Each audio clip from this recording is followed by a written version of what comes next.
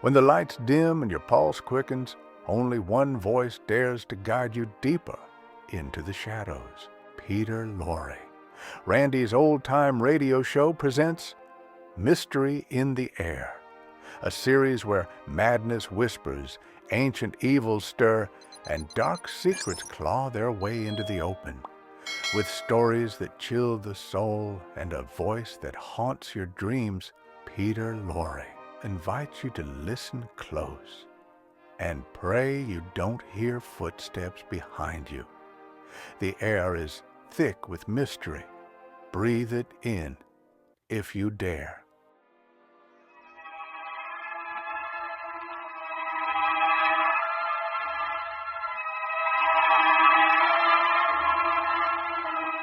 Mystery in the Air, starring Peter Lorre, presented by Camel Cigarettes.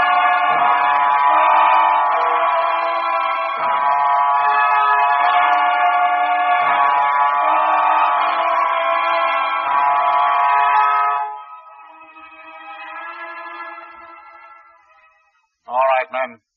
I guess that's all. Put him on the stretcher and take him to the morgue. Oh, must I stay, Inspector? For a while, Mrs. Bunting. Oh, dear. I need all the details for my report. Oh, that such a thing could have happened here. Here in my own house.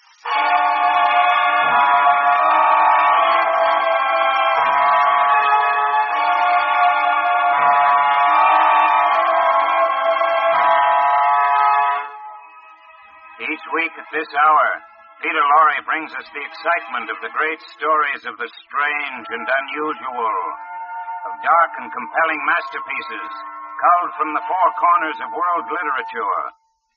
Tonight, The Lodger, by Mrs. Bella Glounds. Peter Lorre is the lodger, and Ellen Bunting is played by Miss Agnes Moorhead. Mystery in the Air, brought to you by Camel Cigarettes.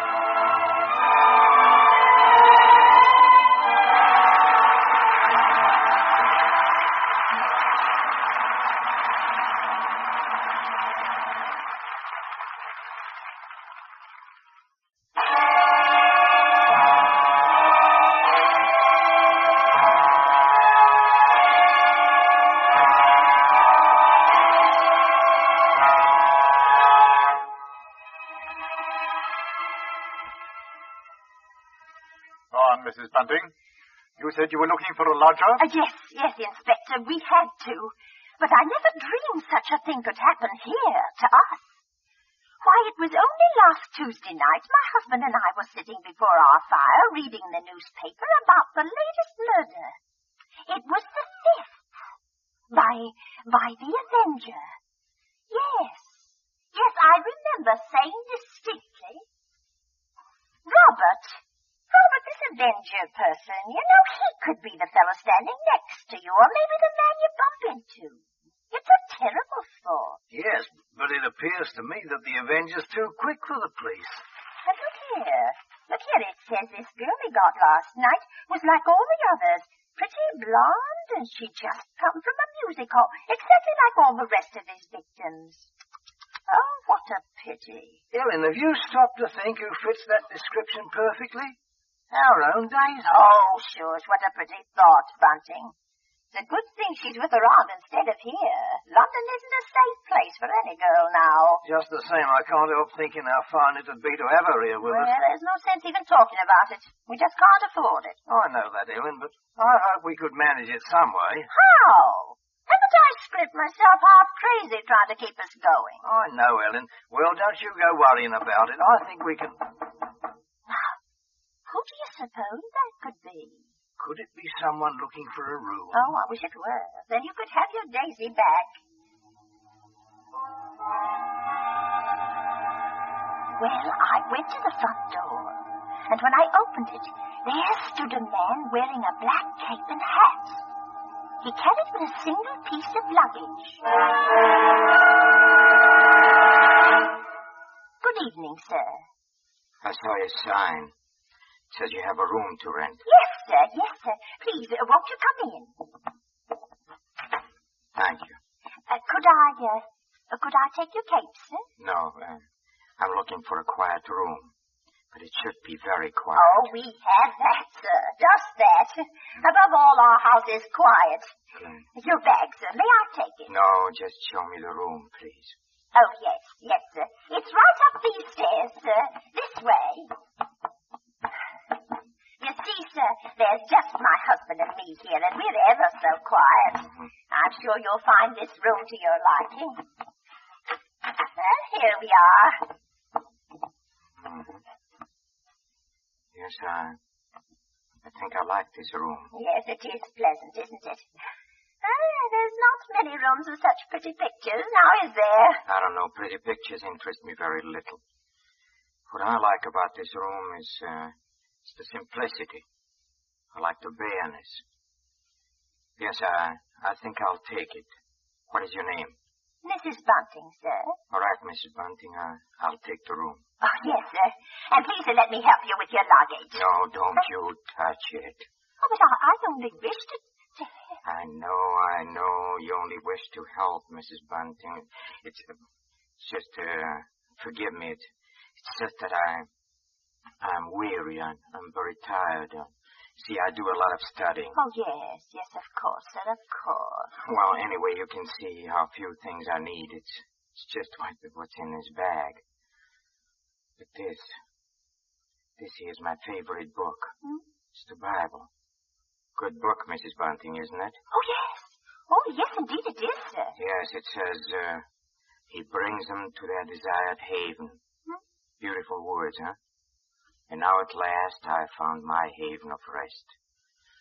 Now, Mrs. Bunting, if I pay you 30 shillings a week for this room, that's satisfactory? Oh, why, yes, sir. Yes, sir. That'll be quite all right. My name is Sleuth. Mr. Sleuth? Yes, Sleuth. Sleuth. Think of a hound, Mrs. Bunting, and you'll never forget my name. And here are your 30 shillings. Oh, thank you, sir. Thank you. Would you be wishing anything now? Supper, tea, or... No, nothing. Good night, Miss Bunting. Yes. Good night, sir.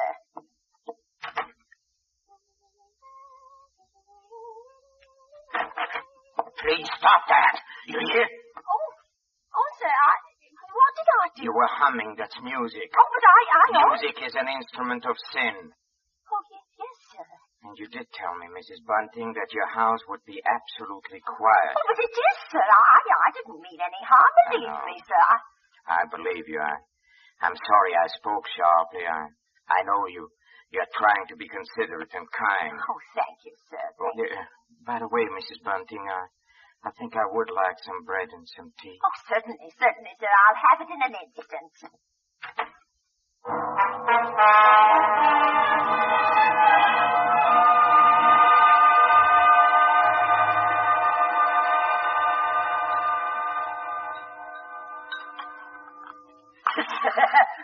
So he took the room, Ellen? Yes. He took the room at 30 shillings a week. Yes, in advance. Oh, hurry now, Bunting. Is the water for the tea hot yet? Yes, what a stroke. Put the bread and the butter on the tray. I'll pour the water. You know, Ellen, it's wonderful. Yes, it is. Do you realize what this means? We can have Daisy back with us Yes, now. I know. Hurry with it now, hurry. Why, we can have her back with us Now, tomorrow. the water and the tea, and I guess... Yes, it's all ready. Open the door, Bunting. I'll take it up to him right away. There you go, old girl. First thing in the morning, I'm going to fetch Daisy and bring her home. Oh, it's a wonderful night, Ellen. Wonderful.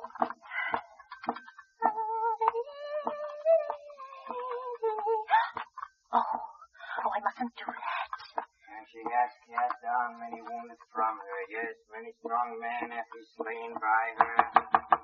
Come in. And to know how the wickedness of folly... Oh, why, Mr. Sleuth, you... Yes? What is it? Those pictures, those pretty girls, you've turned all their faces to Yes, the wall. I've turned them to the wall because they are wicked and sinful. Oh, but, sir, Don't you agree, Mrs. Bunting, that everything wicked and sinful should be purged from the earth? Huh? Yes. Oh, yes, I do. I'm happy to hear that, Mrs. Bunting. Now, if you'll excuse me, I have to leave. Oh, but, sir, here's your tray. Good night, Mrs. Bunting.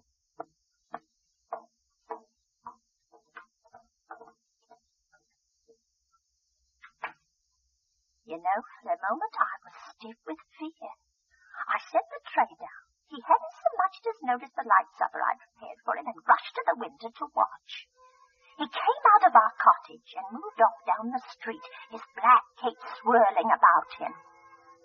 Finally, he was lost in the fog, and I don't know why, but I stared after him for a long, long while. Well, I did the dishes and got ready for bed. I lay there thinking, and it was almost dawn before I had convinced myself that at most he was a trifle odd. And after all, paying 30 shillings, maybe he had a right to his strange ways.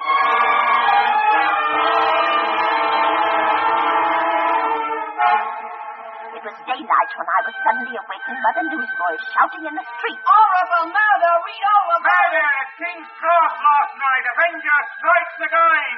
Slowly, I realized what the newsboys were shouting. Horrible murder! Avenger drops six victims! Oh, no! Avenger at work again! Another girl falls victim to a knife! Avenger strikes again!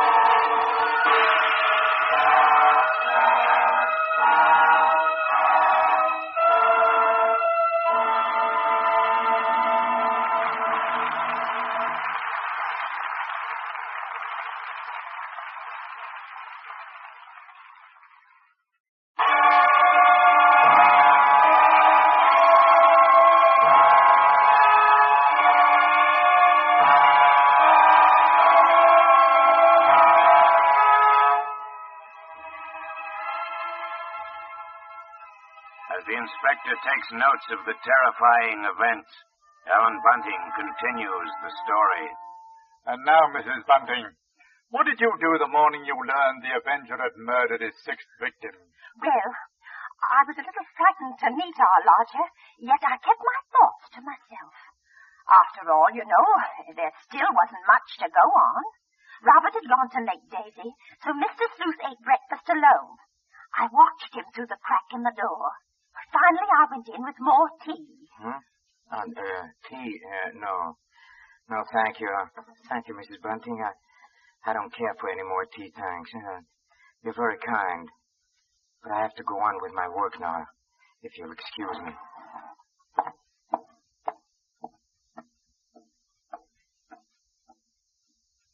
My fear really changed to pity then.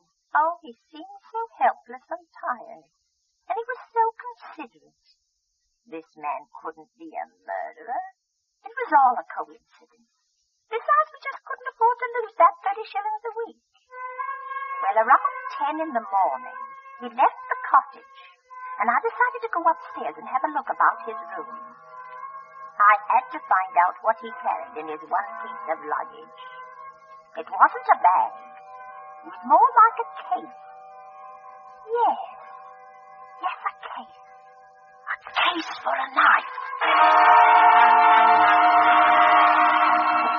I rushed up the stairs, my heart beating wildly at the thought I'd have the case. No, there wasn't anything in his closet. I went over to the chest of drawers against the wall. Nothing in the top one. In the next one, there was just some socks and some underclothes. The next one was empty. There was only one other place for the small, narrow case. The bottom drawer. And it was locked. I pulled and pulled at it. And then suddenly I heard the front door open downstairs. In a panic, I rushed out of the room and down the hall. Oh, you're upstairs, Ellen? Oh. Ellen, Daisy's here. Oh, thank heaven. It's so good to see you. It's so good to be home. Whatever's the matter? Yes, you're quite white, Ellen. Oh, I'm all right.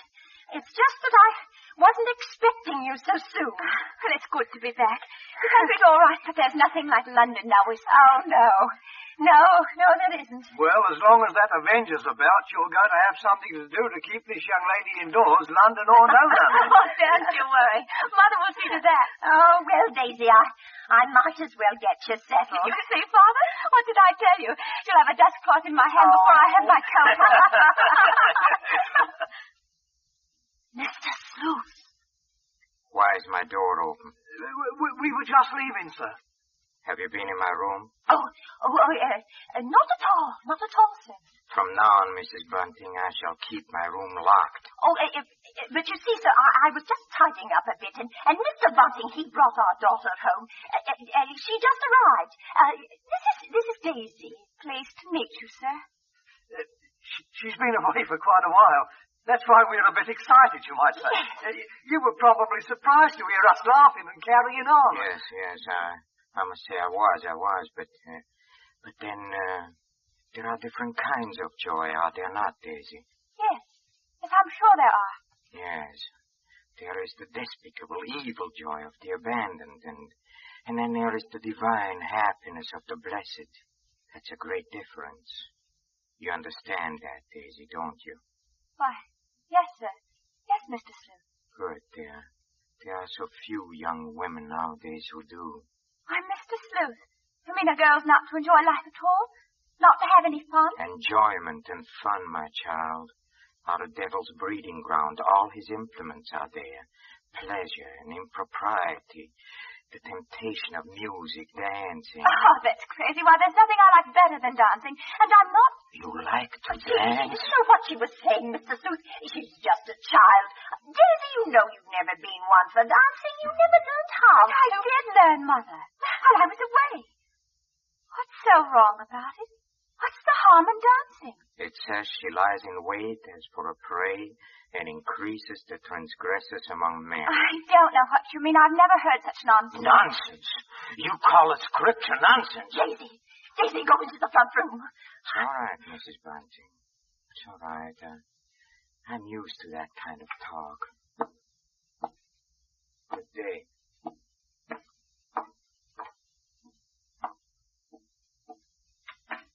Daisy. Yes. Daisy, listen to me. What, Mother? I've got to tell you about what? Oh, nothing. I've got to go out for a while now. I'll be back.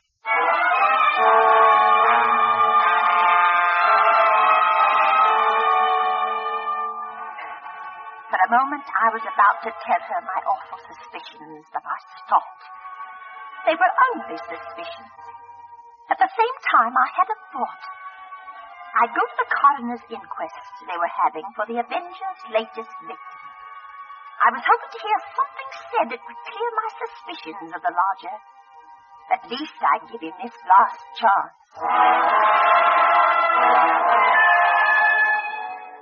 A lady was testifying as I took my seat. She'd seen the Avenger from her window, she said, and her description of him didn't tally with Mr. Sleuth at all. Oh, I can't tell you how relieved I was.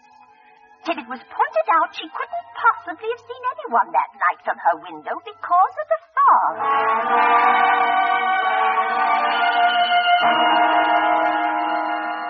Then the next witness was a Mr. Cannot.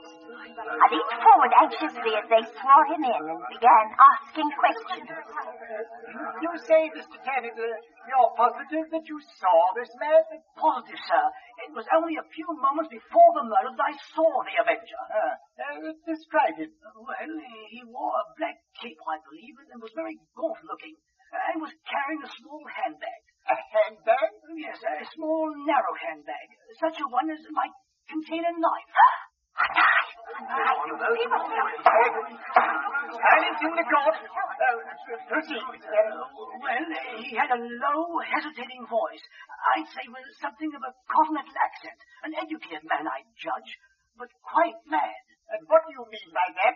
Well, as he emerged from the fog, he was talking aloud to himself. Oh, believe me, sir, he was reciting scriptures from the Bible. Oh, no, it can't be. It can't be. Oh, could there be any doubt about it now? Mr. Sleuth, our lodger, he was the murderer.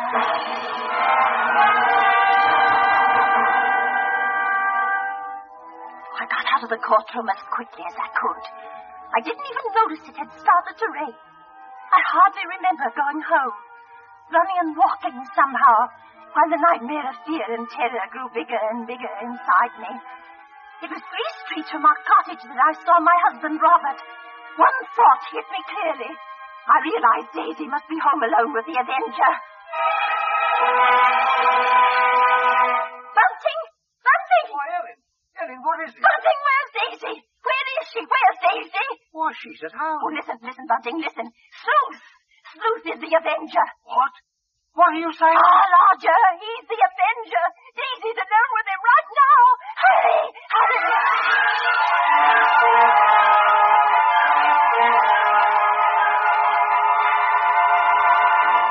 Now listen to me carefully, my child, and rejoice with me in your heart, for the moment is at hand, and you're not afraid, Daisy, are you? No, I'm not afraid. You're very beautiful, and you should live in the ways of righteousness. You hear me, Daisy? You want to live in the ways of righteousness, don't you? Yes, I do. I know you do. I know, and that is why I've been sent to purge your soul so that you will be elevated beyond all sin and evil. You like to dance, Daisy, don't you? Already 6 have gone on before you, and they are beyond all sin and evil.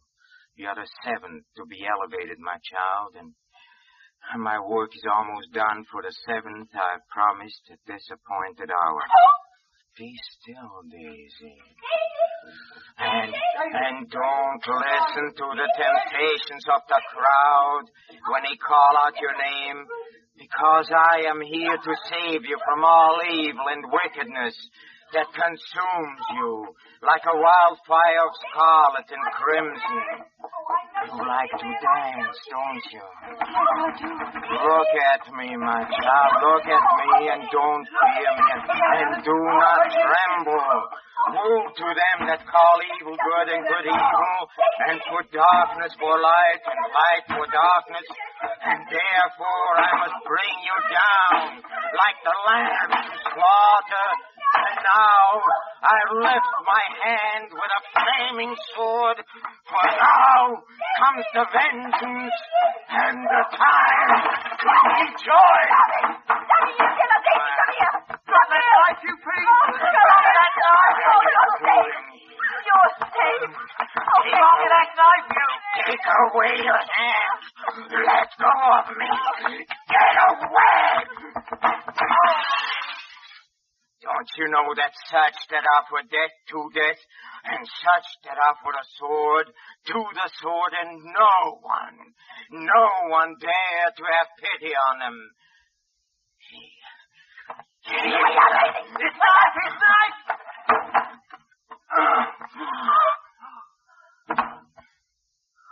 Mercy.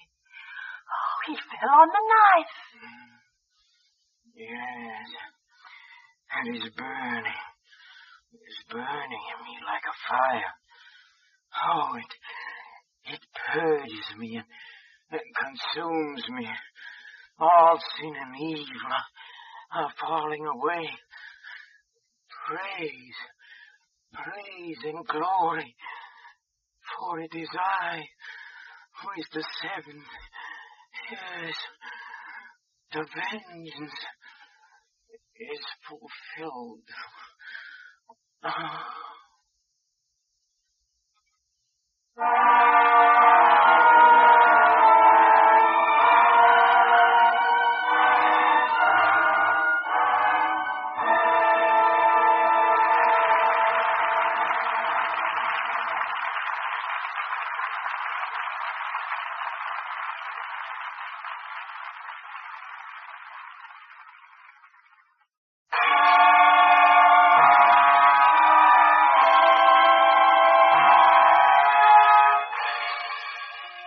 Next week, Mystery in the Air, starring Mr. Peter Lorre, brings you one of the world's great stories of the strange and unusual, The Horror by de Maupassant, with a special musical score composed and conducted by Paul Barron.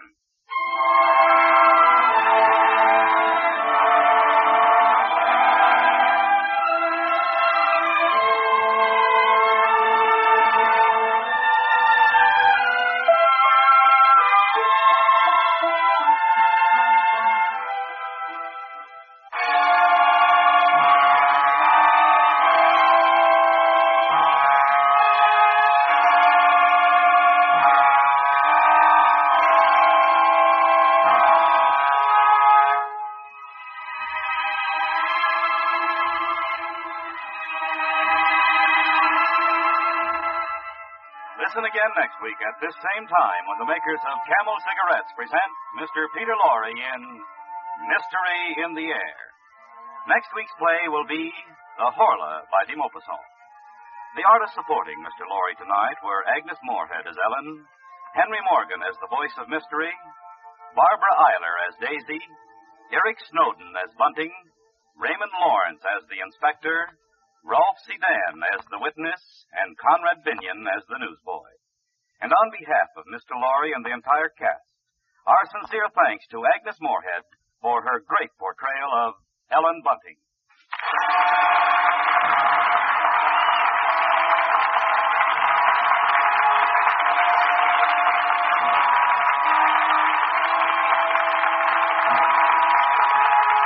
This is NBC, the National Broadcasting Company.